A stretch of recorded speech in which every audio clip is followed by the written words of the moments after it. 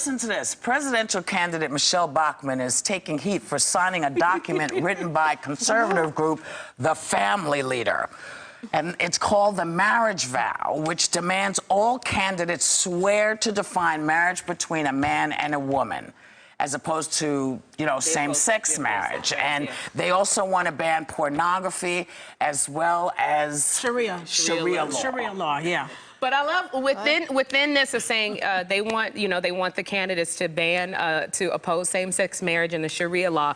The first one they also had in there that slavery had a disastrous impact on African American families. Yet sadly, a child born into slavery in 1860 was more likely to be raised by his mother and father in a two-parent household than was an African American baby born after the election of the USA's first African American president. So you want everybody to oppose same-sex marriage, you know, but then when I turn around, black people are born into single. I have to say this. I am, you know, we as this is part of the pledge. They actually edited it. It was so bad they edited it out after. Now, they're like, oh, the fact that they put it in is enough. Exactly. But you know, it's the first bullet point in the pledge. I am starting to feel like there's some kind of racial thing.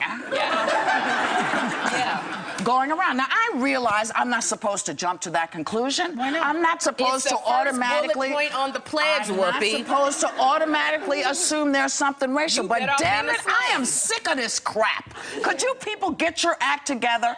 You don't know anything about how slaves raised their kids or why people work together. Just don't add stuff like that if you don't know what you're talking about. Number two, you know, white people, black people, Asian people, some of us are single parents. Some of us turned out okay with single parents. And you know what? Stop pointing a finger at single parents. I'm sick of people who don't know what the hell they're talking about going off. I'm sick of it.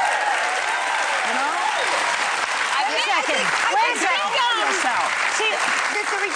It's pretty ridiculous, the signing of this thing all in all, and I think it may put the nail in the coffin for any sort of chance for Bachmann moving forward. Here's the thing, they also want to ban pornography. Now, that means that a lot of married women are going to have to start sleeping with their husbands again. And I think that this is a huge error on their part. Can I say on my Twitter? A lot of women are going to say, excuse me.